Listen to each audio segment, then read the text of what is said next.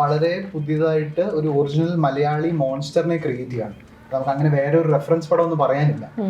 അപ്പം അതൊരു എക്സൈറ്റിംഗും ആണ്, അത്യാവശ്യം ടെൻഷനുള്ള പരിപാടിയാണ്. മലയാളി മോൺസ്റ്റർ ആദ്യ ടീസർ ഇറങ്ങിയതിന് ശേഷമാണല്ലോ ഈ കേസും കാര്യങ്ങളൊക്കെ വരുന്നത്. അപ്പൊ അത് ഏതെങ്കിലും രീതിയിൽ ഈ സിനിമയെ ബാധിച്ചിട്ടുണ്ടോ? ഇല്ല.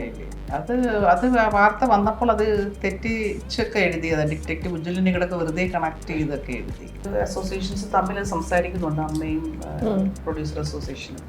അത് സംസാരിച്ച ഒരു തീരുമാനത്തിലെത്തട്ടെ, എല്ലാവർക്കും ഗുണകരമായിട്ടുള്ള ഒരു തീരുമാനത്തിൽ അവരെത്തട്ടെ എന്നുള്ളതാണ്. നമ്മള് ഉജ്ജ്വലൻ പടം ആൾക്കാർ തിയേറ്ററിൽ കണ്ടു കഴിയുമ്പം അതിന്റെ പോസ്റ്റ് ക്രെഡിറ്റ്സിന് വേണ്ടി എല്ലാവരും ഒന്ന് വെയിറ്റ് ചെയ്തെന്നായിരിക്കും. കാരണം നമ്മള് ജാംബിയുടെ ഒരു ടീസർ നെക്സ്റ്റ് എന്നുള്ള നമ്മളൊന്ന് ടീസ് ചെയ്യുന്നുണ്ട്. രണ്ടും എല്ലാം ഒരു ലെസൺ ആണല്ലോ, നമ്മൾ പഠിക്കുവാണല്ലോ. ഇപ്പം എന്തുകൊണ്ട് അത് നമ്മൾ പ്രതീക്ഷിച്ച കണക്ക് മൂവി പോയില്ല എന്നുള്ളത് പിന്നെ നമ്മൾ അതിനെക്കുറിച്ചുള്ള സ്റ്റഡി ആണല്ലോ. നമുക്ക് അതൊരു പാഠമാണ്. പിന്നെ അടുത്ത് ചെയ്യുമ്പോൾ നമ്മൾ അതനുസരിച്ചിട്ടായിരിക്കുമല്ലോ നമ്മൾ അതിനെ പ്രിപ്പയർ ചെയ്ത് മുമ്പോട്ട് പോവുക എന്നുള്ളത്. എല്ലാം വേണമല്ലോ. ഒരു ഗ്രാഫും ഒരിക്കലും ഇങ്ങനെ പോയിക്കൊണ്ടിരിക്കില്ലല്ലോ. അല്ലെ നമ്മൾ മാജിക് ആയിരിക്കണം നമ്മുടെ കയ്യിൽ, അത് പറ്റില്ല. ഏറ്റവും കൂടുതൽ ഒരു പഠിച്ച കാര്യം എന്തായിരിക്കും ഇൻഡസ്ട്രി പഠിപ്പിച്ചു എന്നൊക്കെ പറയുകയാണെങ്കിൽ? ഇൻഡസ്ട്രി പഠിപ്പിച്ചു പേഷ്യൻസ്. അത് ഡെലിബറേറ്റ്ലി നമുക്ക് പ്ലേസ് ചെയ്തൊരു ടേം തന്നെയാണ് ഇൻട്രൊഡ്യൂസിങ് ധ്യാൻ ശ്രീനിവാസൻ 2.0 എന്നുള്ളത്. പുള്ളിയുടെ മറ്റുള്ള ഫിലിംസിൽ നിന്ന് മാറി നിൽക്കണമെന്ന് ഭയങ്കര ആഗ്രഹമുണ്ട്. സോ അങ്ങനെ പ്ലേസ് ചെയ്തൊരു കാര്യമാണ്.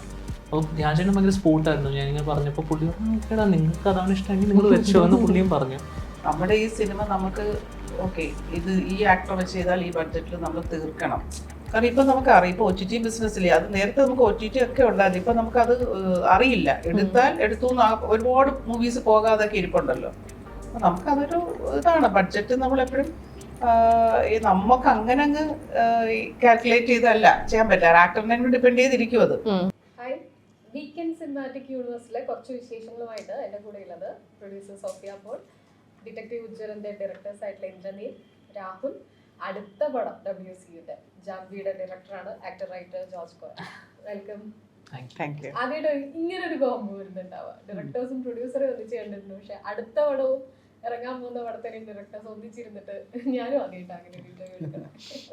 മാം, ഈ WC എന്ന് പറയുന്ന ഒരു ഐഡിയ ഉണ്ടല്ലോ, ഉജ്ജ്വലന്റെ കൂടെ തന്നെ ഇങ്ങനെ ഒന്നുകൂടെ നിങ്ങൾ അനൗൺസ് ചെയ്യാണ്. പൊതുവെ പ്രൊഡ്യൂസേഴ്സിന്റെ സൈഡിൽ നിന്ന് അങ്ങനെ ഒന്ന് അധികം കാണാറില്ല. നമ്മൾ LCU ഒക്കെ കേട്ടിട്ടുള്ളൂ. എന്തായിരുന്നു ഈ ഒരു ഐഡിയ വരാൻ കാരണം? ഇല്ല,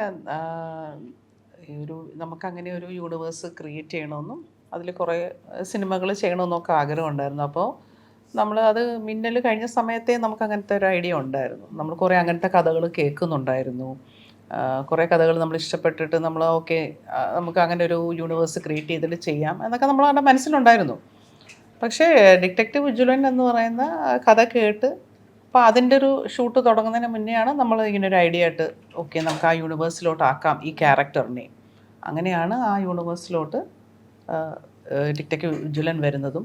അപ്പോൾ അതിനെ കണക്ട് ചെയ്ത് നെക്സ്റ്റ് നമ്മൾ കേൾക്കുന്ന കഥ ജാംബി ആയിരുന്നു. ജാംബിയും ആ യൂണിവേഴ്സിലോട്ടാക്കി. പക്ഷെ എല്ലാം ഡിഫറെൻറ്റ് ടൈപ്പ് ഓഫ് ഇതാണ്, മൂവികളാണ് എല്ലാം.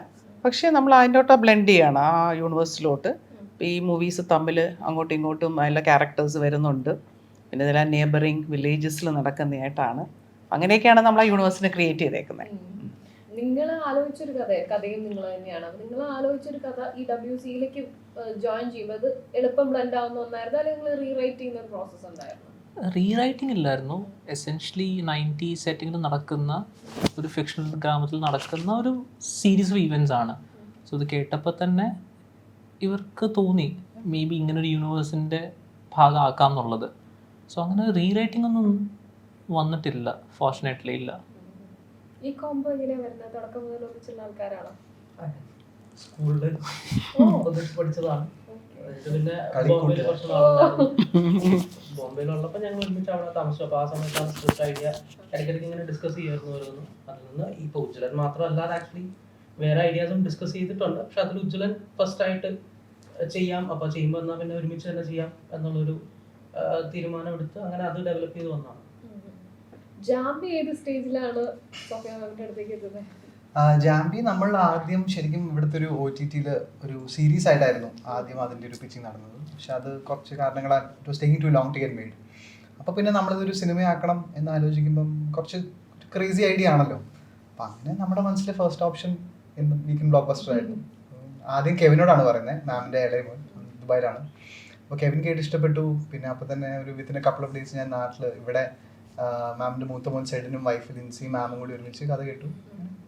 പറഞ്ഞപ്പോൾ ഇത് WCയിലേക്ക് ഇൻകോപ്പറേറ്റ് എന്നുള്ള ഐഡിയ ഇവർ തന്നെയാണ് തന്നത്. കാരണം കോയിൻസിഡൻ്റ്ലി നമ്മുടെ ഒരു നടക്കുന്ന ഒരു ടൈം ലൈൻ, ഒരു 90s നടക്കുന്ന കഥയും ജോഗ്രഫിക്കലി ആണെങ്കിലും ഈ പറഞ്ഞ ഗ്രാമങ്ങളുടെ അടുത്ത് കൊണ്ട് വെക്കാൻ പറ്റുന്ന ഒരു ഗ്രാമമാണെന്ന് തോന്നിയപ്പോൾ നമ്മൾ ഭയങ്കര എക്സൈറ്റഡ് ആയിരുന്നു ആ ഒരു WCയിലേക്ക് എൻ്റർ ചെയ്യാൻ. സോംബി എന്നുള്ളത് വെട്ടിട്ട് ജാംബി. അതെ. സോംബി ആയിട്ട് എന്തെങ്കിലും കണക്ഷൻ ജാംബിക്ക് ഉണ്ടാവോ? നമ്മൾ ജോണർ എക്സ്പ്ലെയിൻ ചെയ്യാൻ യൂസ് ചെയ്യുന്നത് സോംബി എന്നുള്ള വാക്ക് തന്നെയാണ്. കാരണം പെട്ടെന്ന് നമ്മളിപ്പോൾ ഹോളിവുഡിൽ കാണുന്ന സോംബി ഫിലിം പോലെ എല്ലാവർക്കും ഓക്കെ അങ്ങനത്തെ ഒരു പടം എന്ന് തോന്നും. പക്ഷെ നമ്മൾ ശരിക്കും ചെയ്യുന്നത് വളരെ പുതിയതായിട്ട് ഒരു ഒറിജിനൽ മലയാളി മോൺസ്റ്ററിനെ ക്രിയേറ്റ് ചെയ്യാണ്.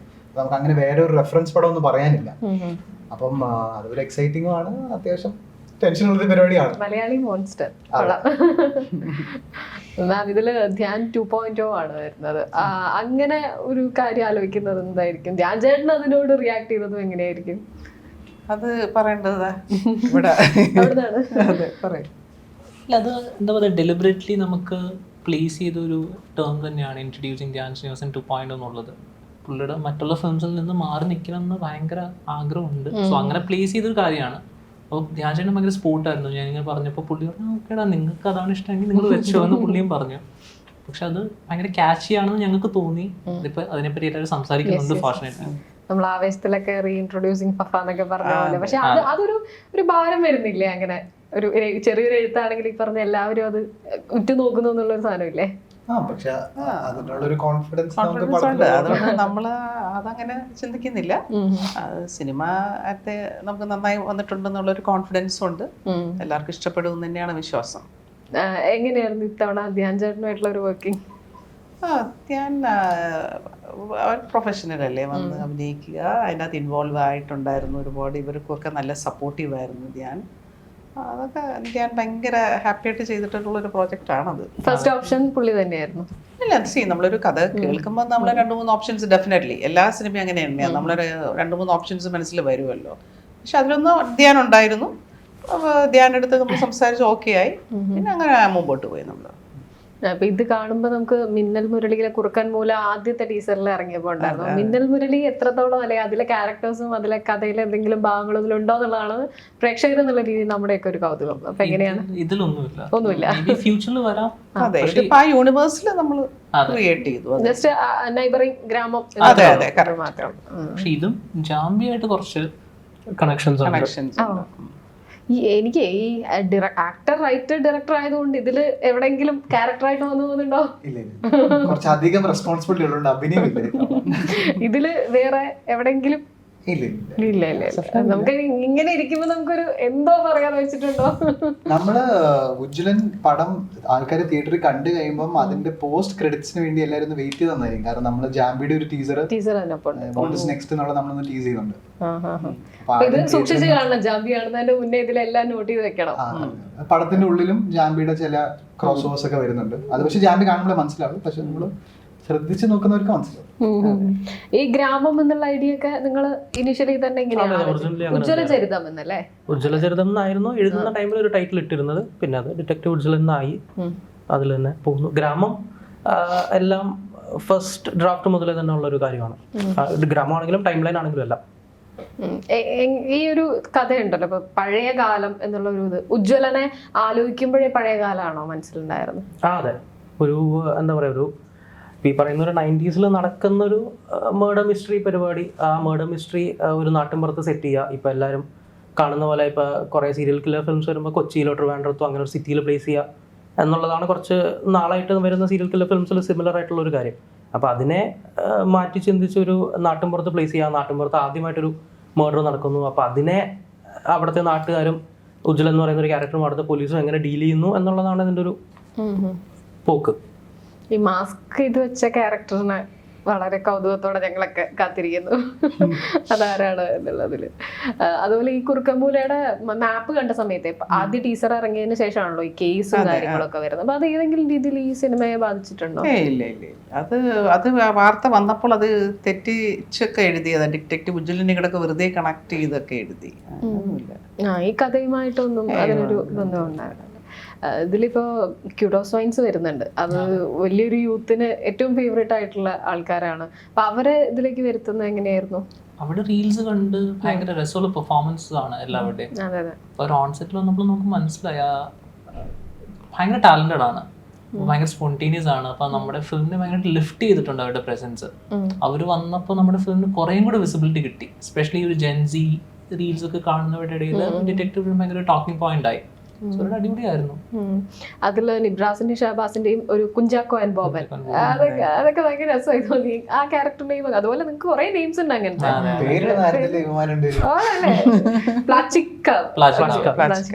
ഈ പേരെന്താ? ഈ കുഞ്ചാക്കോ ബോബൻ എങ്ങനെയാ വരുന്നത്? അല്ല, എല്ലാ ക്യാരക്ടറിനും എഴുതുന്ന ടൈമിൽ അങ്ങ് ഇട്ടു, അത്രേ ഉള്ളൂ. പെക്യുലിയാരിറ്റി വേണമെന്നുണ്ട്. പിന്നെ വേറൊരു കാര്യം പറഞ്ഞാൽ ഇപ്പൊ സ്ക്രിപ്റ്റ് എഴുതുന്ന ടൈമിൽ ഒരു ക്യാരക്ടർ നെയിം എത്തുമ്പോൾ ഇപ്പൊ തൽക്കാലം എന്തെങ്കിലും ഒരു പേരിട്ടിട്ട് പോവാം എന്നുള്ളൊരു ഇതില്ല ഞങ്ങൾക്ക്. ഇപ്പൊ എഴുതുന്ന ടൈമിൽ ഇല്ല, എന്താണോ പേര് അത് ഇപ്പൊ ഫിക്സ് ചെയ്തിട്ട് പോവാം. അപ്പൊ അതിന് വേണ്ടിയിട്ട് ചിലപ്പോൾ ഒരു 10 മിനിറ്റോ അരമണിക്കൂർ ഇരുന്ന് ആലോചിച്ചിട്ടായിരിക്കും ചിലപ്പോൾ ഒരു പേരിടുന്നത്. അപ്പോൾ ആ ടൈം അതിൽ ഇൻവെസ്റ്റ് ചെയ്തിട്ടുണ്ട്. ഇപ്പൊ ഈ പറയുന്ന നിഹാലിന്റെ ക്യാരക്ടർ ആന്തിക്കുരുടൻ ആണെങ്കിലും അമീൻ ചെയ്യുന്ന കുര്യൻ എന്ന് പറയുന്ന ക്യാരക്ടറാണ്. ഇപ്പൊ ഈവൻ ഉജ്ജ്വലൻ എന്നുള്ളൊരു പേര് പോലും കുറച്ച് അത്ര ഒരു കോമൺ അല്ലാത്തൊരു പേരാണ്. അപ്പൊ അത് നിർബന്ധം കാരണം തന്നെ അത് അങ്ങനെ ഇട്ടതാണ്. ഇപ്പൊ ശ്രീചേട്ടൻ ചെയ്യുന്ന ശംഭു മഹാദേവ് എന്ന് പറഞ്ഞ ക്യാരക്ടറാണെങ്കിലും അതെല്ലാം ആ ഒരു നിർബന്ധത്തിന്റെ പേരിൽ വന്നതാണ്. അത് പറഞ്ഞപ്പോഴേക്കും ചിരിക്കുന്നില്ലല്ലോ. അപ്പൊ അതിൽ കാര്യമായിട്ട് എന്തൊക്കെയുണ്ട്? ഒരു ഓൾറെഡി ഒരു ഡയറക്ടർ എന്നുള്ള രീതിയിലേ ഇവര് ന്യൂ കമേഴ്സ് ആണ്. അപ്പൊ എങ്ങനെ ഇവരുടെ ഒരു ഡയറക്ഷനെ കാണുന്നത്? ഇവരുടെ ഡയറക്ഷൻ നമ്മളാണല്ലോ അടുത്ത പടം നോക്കുന്നത്. ഇവരെ എങ്ങനെയാ കണ്ടിരുന്നത്? ഇവരുടെ ഒരു വർക്കിനെ സിനിമയിലേക്കാളും ക്രിക്കറ്റ് കളിച്ചോളൂ. ഇല്ല, പക്ഷെ നമ്മളുടെ വളരെ ലിമിറ്റഡ് സമയമാണ് ഞാൻ ഉജ്ജ്വലന്റെ സെറ്റിലൊക്കെ പോയിട്ടുള്ളൂ. പക്ഷേ from what I so and പിന്നെ നമ്മൾ കേൾക്കുന്നതിനും ഒരു പടം നമ്മൾ പ്ലാൻ ചെയ്ത ഷെഡ്യൂൾ തീർക്കുക, വേറെ വലിയ ടെൻഷനൊന്നും ഇല്ലാതെ പ്രൊഡക്ഷൻ അത് പോവുക, അൾട്ടിമേറ്റ്ലി അത് ഇറങ്ങുമ്പോൾ അതിന്റെ ക്വാളിറ്റി വളരെ ടെക്നിക്കലി ഭയങ്കര നല്ല ക്വാളിറ്റിയിൽ ഒരു പടം വരിക എന്നുള്ളതൊന്നും ഒരു ഡെബ്യൂ ഡയറക്ടേഴ്സിന് അത്ര ഈസി ആയിട്ടുള്ള കാര്യമല്ല. അപ്പൊ ആ കാര്യത്തിൽ ഇവർ ഓൾറെഡി പ്രൂവ് ചെയ്തു. ഇപ്പം ഞാൻ ഫുൾ പടം അല്ലെങ്കിലും പടത്തിന് ഒരുപാട് ഭാഗങ്ങൾ ഞാൻ ഓൾറെഡി കണ്ടു കഴിഞ്ഞു. അപ്പം എനിക്ക് ഭയങ്കര കോൺഫിഡൻസ് ഉള്ള ഒരു പടം തന്നെയാണ്. അസിസ്റ്റ് ചെയ്തിട്ടുണ്ട്, ഷോർട്ട് ഫിലിംസ് ഒക്കെ ചെയ്തിട്ടുണ്ട്. ഞാൻ ബോംബെയിൽ വിസ്ലിംഗ് വുഡ്സ് ഫിലിം സ്കൂളിലാണ് പഠിച്ചത്. അപ്പോ ഞാൻ ആരെ അസിസ്റ്റ് ചെയ്തില്ല, പക്ഷെ ഷോർട്ട് ഫിലിമിൽ അഭിനയിച്ചിട്ടുണ്ടോ? ചെറുതായിട്ട്. ലിങ്ക് നമുക്കിവിടെ ചെറുതായിട്ട് അത് പറഞ്ഞാലോ?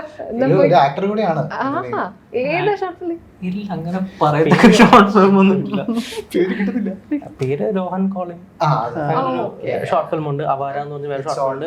അത് ഡയറക്ട് ചെയ്തത് എന്നിരുന്നീൽ തന്നെയാണ്. അവാര എന്ന് പറഞ്ഞ ഷോർട്ട് ഫിലിം രാഹുൽ വർക്ക് ചെയ്തിട്ടുണ്ട്. ഞാൻ ഇവിടെയല്ല, ഞാൻ ബോംബെയിലായിരുന്നു വർക്ക് ചെയ്തത്. അപ്പൊ അവിടെയുള്ള നെറ്റ്ഫ്ലിക്സിന്റെ ഡൽഹി ക്രൈം എന്ന് പറഞ്ഞൊരു സീരീസും മിസ്മാഷ്ഡ് എന്നൊക്കെ പറഞ്ഞിട്ടുള്ള കുറച്ച് സീരീസ് ഒക്കെ ഉണ്ട്. അതിനകത്തൊക്കെ അസിസ്റ്റന്റ് ഡയറക്ടറായിട്ട് വർക്ക് ചെയ്തിട്ടുണ്ട്. അവിടെ അങ്ങനെ ഒരു 2-3 വർഷം വർക്ക് ചെയ്തിട്ടാണ് പിന്നെ ഇവിടെ വരുന്നത്. മലയാളത്തിൽ പക്ഷേ ഒരു ഫസ്റ്റ് എക്സ്പീരിയൻസ് ആക്ച്വലി ഉജ്ജ്വലാണ്.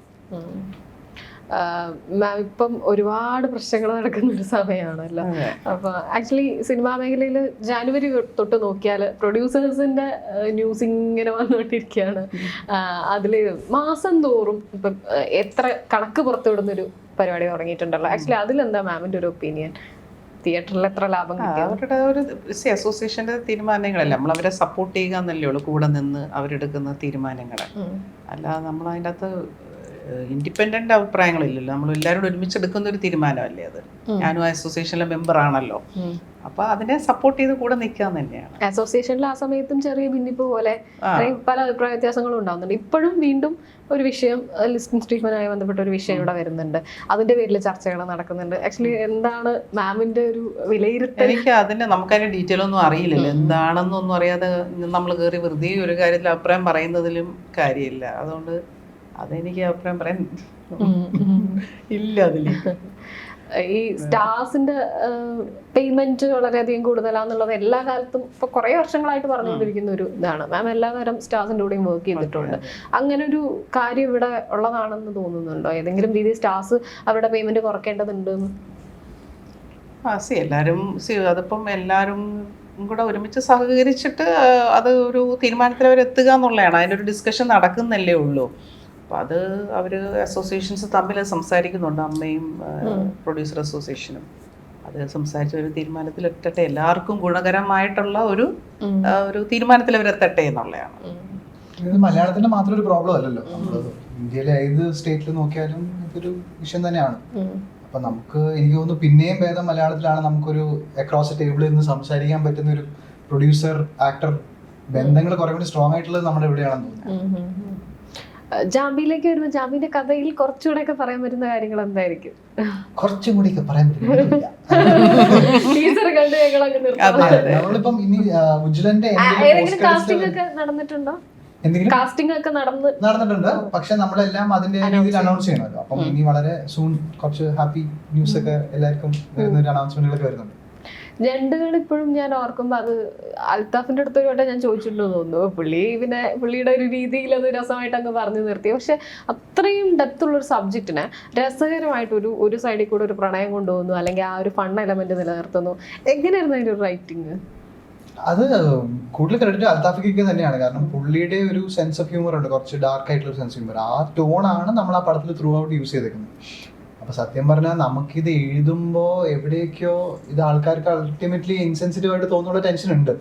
ഒരു ഓഡിയൻസിന് മുമ്പിൽ പോയിട്ട് അവരുടെ ഒരു റിയാക്ഷൻ കിട്ടുന്നവരെ നമുക്കത് അറിയില്ലോ. പക്ഷെ ഭാഗ്യത്തിന് മലയാളി ഓഡിയൻസ് മെച്ചുവർ ആയതുകൊണ്ട് നമ്മൾ രക്ഷപ്പെട്ടു. അത് ബ്യൂട്ടിഫുൾ ആയിട്ടുള്ള ഒരു മൂവി. എപ്പോഴും ആലോചിക്കുമ്പോഴും മലയാളത്തിൽ അങ്ങനെ ഒരു പടം ഉണ്ട് എന്ന് ആലോചിക്കുമ്പോൾ എനിക്ക് ഫേവറേറ്റ് ആയിട്ടുള്ള ഒരു പടമായിരുന്നു. അതുപോലെ തോൽവി FC ചെയ്യുമ്പോഴാണെങ്കിലും ഇപ്പം ജാമ്യം ഒരു എത്തി നിൽക്കുമ്പം ഇത്രയും വർഷത്തെ ഒരു കരിയറിൽ ഏറ്റവും കൂടുതൽ ഒരു പഠിച്ച കാര്യം എന്തായിരിക്കും? ഇൻഡസ്ട്രി പഠിപ്പിച്ചു എന്നൊക്കെ പറയുകയാണെങ്കിൽ ഇൻഡസ്ട്രി പഠിപ്പിച്ചു പേഷ്യൻസ്. നമ്മൾ നമ്മുടെ സമയത്തിനായി കാത്തിരിക്കണം. നമ്മൾ ഫ്രസ്ട്രേറ്റഡ് ആയി നമ്മൾ പെട്ടെന്ന് ഇറാറ്റിക് ആയിട്ടുള്ള തീരുമാനങ്ങൾ എടുത്തിട്ട് കാര്യമൊന്നുമില്ല. അതിനായ ഒരു സമയം ആകുമ്പോഴാണ് നമുക്ക് വന്നു ചേരേണ്ട കാര്യം നമുക്ക് വന്നു ചേരും. പേഷ്യൻസ് ആണെന്ന് തോന്നുന്നു മലയാള സിനിമയിൽ നിന്ന് ഏറ്റവും വലിയ ലെസൺ. അതൊരു ആക്ടർ എന്നുള്ള രീതിയിലാണോ? എല്ലാ രീതിയിലും. കാരണം നമ്മൾ ചെയ്യുന്നത് ഒരു ക്രിയേറ്റീവ് ജോലിയാണല്ലോ. അപ്പം ഇപ്പൊ നമ്മൾ രാവിലെ 9 to 5 ഒരു ജോലി ചെയ്തു, പിന്നെ വരുന്നു നമ്മൾ ആ ചെയ്ത കാര്യം മറക്കുന്നു, അങ്ങനെയല്ല. ഇപ്പം ഇവരൊക്കെ ചോദിച്ചാലും പറയും നമ്മൾ ജീവിക്കുന്നതേ ഇതിന്റെ ഉള്ളിലാണ്. നമുക്ക് ഇതിന്റെ വെളിയിൽ ഒരുപാട് പേർക്കുന്ന ഒരു ലൈഫ് ഒന്നും കാണൂല. അപ്പൊ നമ്മൾ പെട്ടെന്ന് ഫ്രസ്ട്രേറ്റഡ് ആണ്. നമ്മൾ ഉദ്ദേശിക്കുന്ന ഒരു ടൈം ലൈനിൽ കാര്യങ്ങൾ നടക്കാത്തപ്പോഴും, അല്ലെങ്കിൽ എന്തുകൊണ്ട് എനിക്ക് ഇഷ്ടപ്പെടുന്നു മറ്റുള്ളവർക്ക് ഇഷ്ടപ്പെടാത്ത എന്താണ്, എന്തുകൊണ്ടാണ് എന്റെ ടാലന്റ് അവർ കാണാത്തത്, അങ്ങനെ പല ഫ്രസ്ട്രേഷൻ നമുക്ക് വരും. പക്ഷെ ultimately if you work hard enough നമ്മൾ എത്തും. അതിനുള്ളൊരു പേഷ്യൻസ് കാണിക്കുക. നാം ഡെബ്യൂ ഡയറക്ടേഴ്സുമായിട്ട് ഇപ്പൊ ഒരുപാട് വട്ടം നഹാസ് ആണെങ്കിലും അജിത്ത്, റഫീഖ്, പിന്നെ ഇവരിലേക്ക് ആ ഒരു എക്സൈറ്റ്മെന്റ് എന്താ ഡെബ്യൂ ഡയറക്ടേഴ്സുമായിട്ട് വീണ്ടും വീണ്ടും വർക്ക് ചെയ്യാം? അതൊക്കെ ഇങ്ങനെ സംഭവിക്കുന്നതാ. നമ്മള് അങ്ങനെ നോക്കിയിട്ട് എടുക്കുന്നതല്ല. ആ കഥ ഇഷ്ടപ്പെടുമ്പോൾ ചിലപ്പോൾ അത് പുതിയ ഡയറക്ടേഴ്സ് ആയി പോകുന്നു, അത്രേ ഉള്ളൂ. ചിലർ ക്രൈറ്റീരിയ ആയിട്ട് തന്നെ വെക്കാറുണ്ടല്ലോ. ഡെബ്യൂ ഡയറക്ടേഴ്സ് ആണെങ്കിൽ ഒരു ഒന്നിലധികം സിറ്റിങ്ങിലൊക്കെ ആയിരിക്കും പലരും. പിന്നെ റഫീഖും ഒക്കെ പുള്ളിയുടെ വർക്കൊക്കെ നമ്മൾ കണ്ടിട്ടുണ്ട്. ഷോർട്ട് ഫിലിം എന്തോലൊക്കെ പുള്ളി ഫസ്റ്റ് എന്തൊക്കെ ഇതൊക്കെ വാങ്ങിച്ചിട്ടുള്ള ആളാണ്. എല്ലാവരും നമ്മൾ അവരുടെ വർക്ക് കണ്ടു. പിന്നെ നമുക്ക് ഡെഫിനറ്റ്ലി ഇവരുമായിട്ട് നമ്മൾ പിന്നെ കമ്മ്യൂണിക്കേറ്റ് ചെയ്യും. ഇവരുടെ ഇതെല്ലാം കേൾക്കും. നമുക്ക് അറിയാമല്ലോ ഇവർക്ക് ഇതിനുള്ള കപ്പാസിറ്റി ഉണ്ട്. പിന്നെ ഇതിനപ്പുറം നമ്മൾ ഇവരെ നന്നായിട്ട് സപ്പോർട്ട് ചെയ്യുക, എല്ലാം കൊണ്ട് ടെക്നിക്കലായാലും എല്ലാം നല്ല രീതിയിലുള്ള സപ്പോർട്ട് കൊടുക്കുക. അപ്പോൾ അവർ അവരുടെ ഔട്ട്കം നന്നായിട്ട് തരും. ആ സിനിമ നന്നായിട്ട് വരും. എഴുതിയുണ്ട് വീക്കെൻഡിൽ എനിക്ക് തോന്നിയിരിക്കുന്നത് അവിടെ ലിറ്ററലി കോണ്ടന്റ് ഇസ് കിങ്. നമ്മൾ പോയി പറയുന്ന കഥയുടെ പുറത്താണ് അതിന്റെ ബാക്കി എല്ലാം തീരുമാനിക്കുന്നത്. അല്ലെ നമ്മൾ എത്ര എക്സ്പീരിയൻസ് ഉള്ള ഡയറക്ടർ ആണോ, അല്ലെങ്കിൽ ഏത് സൂപ്പർ സ്റ്റാറിനെ വെച്ചാണ് പടം ചെയ്യുന്നത്, അല്ലെങ്കിൽ ഇപ്പോഴത്തെ ട്രെൻഡ് എന്താണ്, അതൊന്നുമല്ല. എന്താണോ ആ കഥ അതിനെ നമുക്ക് എങ്ങനെ ടെക്നിക്കലി നമ്മുടെ വിഷനിലേക്ക് കൊണ്ടുവരാം, അതിനനുസരിച്ചുള്ള ടെക്നീഷ്യൻ നമുക്ക് പ്ലേസ് ചെയ്ത് തരിക. അത് വീക്കെൻഡിന്റെ ഒരു വലിയ ബെനിഫിറ്റ് തന്നെയാണ് നമ്മൾ അവിടെ പടം ചെയ്യുമ്പോൾ.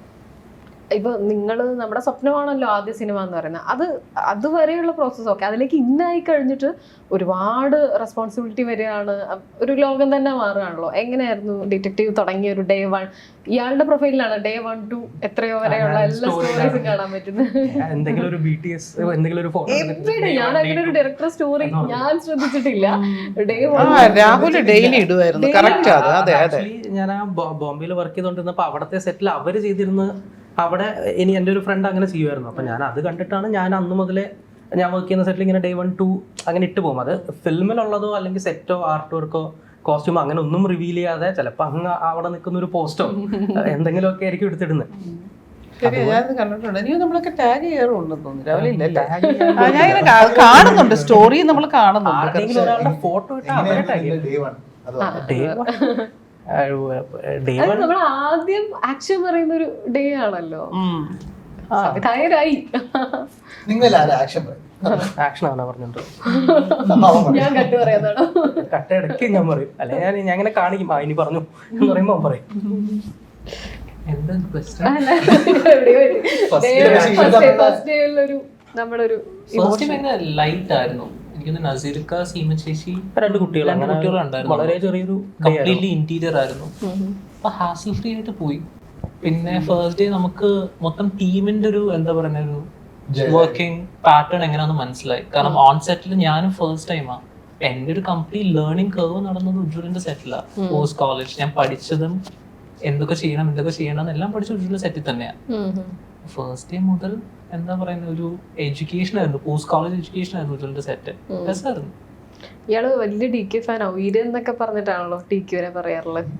ഉയർ എന്നൊക്കെയല്ലേ DQനെ പണ്ട് പണ്ട് പണ്ട് പണ്ട് ഞാൻ ഫാനാണ്. ഉയർ എന്ന് പറഞ്ഞിട്ടുണ്ടെങ്കിൽ ഞാൻ ആരാണ് ഈ ഉയർന്ന് കുറെ തപ്പി. ഹിന്ദി ഡെബ്യൂല് പുള്ളിയുടെ ഉയർസ് ഡെബ്യൂ എന്നൊക്കെ പറഞ്ഞിട്ട്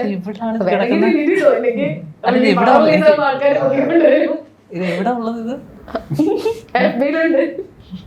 എനിക്ക് ഓർമ്മയില്ല കേട്ടോ. ഞാൻ ആളെ തിരക്കി പോയതാ. ബാക്ക്ഗ്രൗണ്ട് എന്താന്ന് അറിയുന്നില്ലല്ലോ. അന്വേഷിച്ച് പോയപ്പോ ഇതാ കിട്ടിയ. ഞാൻ ഭയങ്കര ദുഃഖ ഫാനാണ്. ഞങ്ങൾക്ക് അതൊരു പുതിയ ഇൻഫർമേഷൻ. Thank you. അങ്ങനെ കൊറേ ആൾക്കാരുണ്ട് പൃഥ്വിരാജ് ഫാനാണ്. ലാലേട്ടൻ ഫാനാണ് അൾട്ടിമേറ്റ്ലി. പക്ഷെ കറക്റ്റ് അങ്ങനെ കുറെ ആ ഒരു കാലത്തെ വളരെയധികം സിനിമ എക്സൈറ്റിംഗ്. എഞ്ചിനീയറിംഗ് ആണോ പഠിച്ചത്? ഞാൻ 1 വർഷം പോയി. അത് പേരൻസ് പറഞ്ഞിട്ട് പോയി. പക്ഷെ മനസ്സിലായി എന്നെ കൊണ്ട് പറ്റില്ല എന്നുള്ളത്. പിന്നെ ഫിലിം മേക്കിംഗ് ആയിരുന്നു പാഷൻ. പക്ഷെ ആ ഒരു ടൈമിൽ എനിക്ക് ഫിലിം മേക്കിങ്ങിനെ കാട്ടി കൂടുതൽ ആക്ടേഴ്സിനായിരുന്നല്ലോ. ആ ഒരു ടൈമിൽ എനിക്ക് ഫിലിം മേക്കിങ്ങിനെ പറ്റി അത്ര അറിയില്ലായിരുന്നു.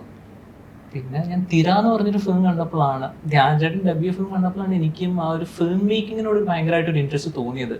അതിന്റെ ആ ഒരു ടെക്നിക്കൽ ക്വാളിറ്റിയും അതിന്റെ ഒരു മൊത്തത്തിലുള്ള ഒരു ഓഡിയോ വിഷ്വൽ ട്രീറ്റ്മെന്റ് കണ്ടപ്പോഴാണ് ഫിലിം മേക്കിംഗ് ഭയങ്കര ഇൻട്രസ്റ്റിംഗ് ആണെന്ന് ഭയങ്കരമായിട്ട് എനിക്ക് പേഴ്സണലി അതിനോടൊരു ഇൻക്ലിനേഷൻ തോന്നിയത് അപ്പോഴാണ്. അതിനു മുമ്പ് ഒരു സിനിമ പ്യൂർലി ആക്ടേഴ്സ് ടൈമായിരുന്നു ഈ പറയുന്ന.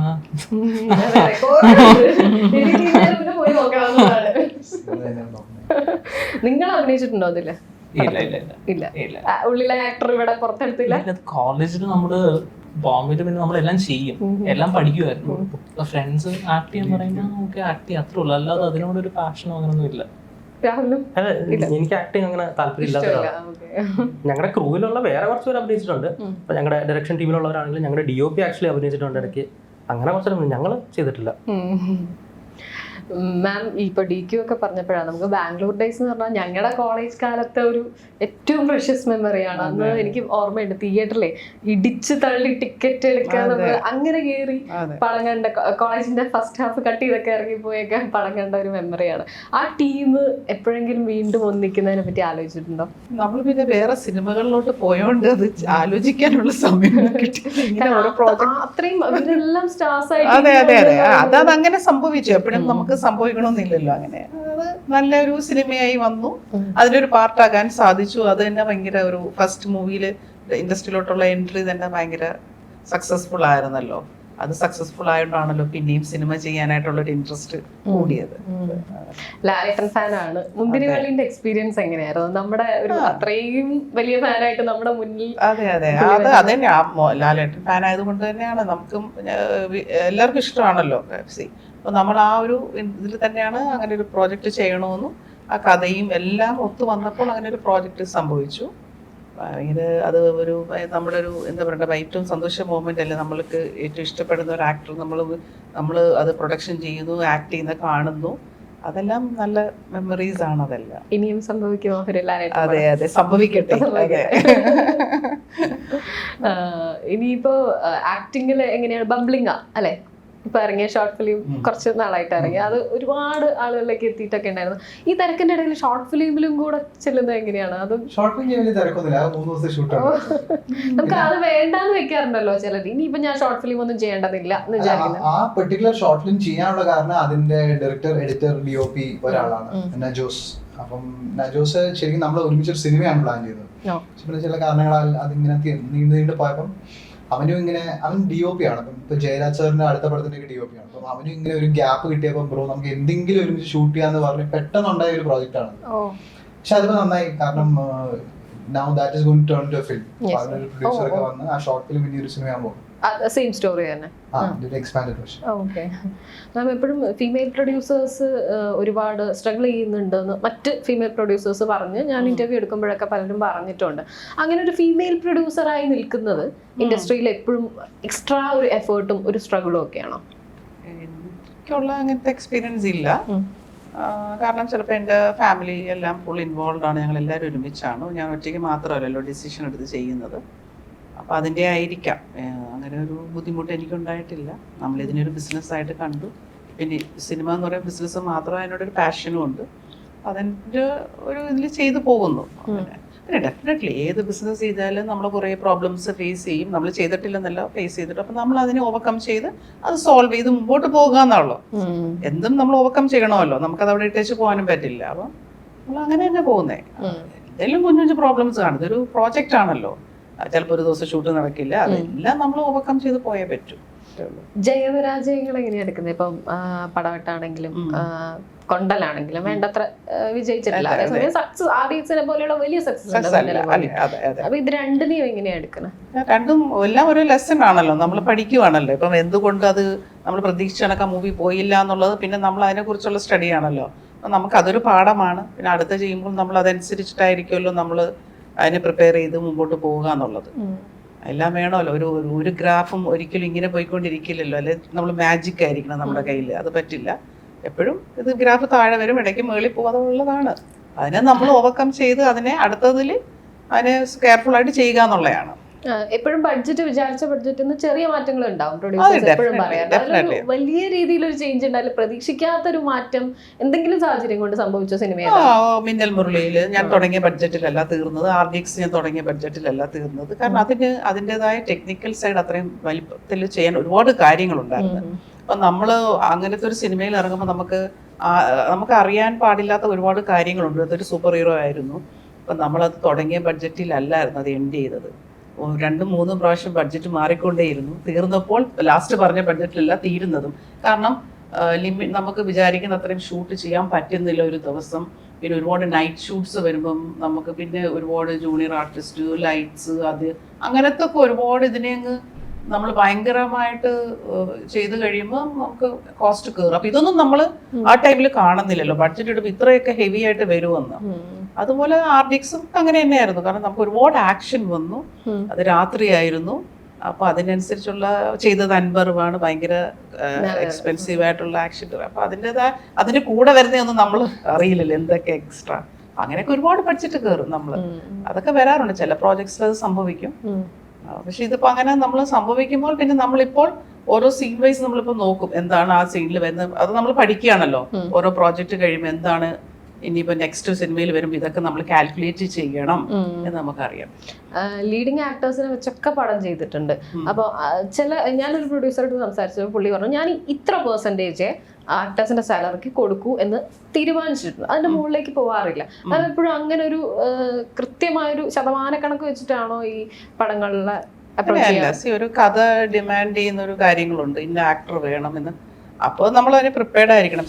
ഓരോ ആക്ടേഴ്സിനും ഓരോ റെമ്യൂണറേഷൻ ആണ്. അപ്പൊ നമ്മുടെ ഈ സിനിമ നമുക്ക് ഓക്കെ ഇത് ഈ ആക്ടർ വെച്ച് ചെയ്താൽ ഈ ബഡ്ജറ്റിൽ നമ്മൾ തീർക്കണം. കാരണം ഇപ്പൊ നമുക്കറിയാം, ഇപ്പൊ OTT ബിസിനസ്സില്ലേ, അത് നേരത്തെ നമുക്ക് OTT ഒക്കെ ഉണ്ടായിരുന്നു, ഇപ്പൊ നമുക്കത് അറിയില്ല. എടുത്തു ഒരുപാട് മൂവീസ് പോകാതൊക്കെ ഇരിപ്പുണ്ടല്ലോ.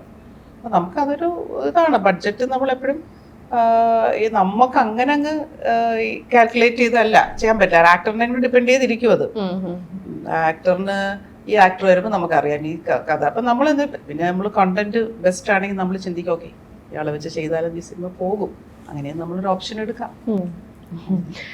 പണത്തിൽ നിന്നൊക്കെ മാറി എന്നാൽ മറ്റൊരു സന്തോഷം കൂടെ ഉണ്ട്, ഒരു ഗ്രാൻഡ് മദർ.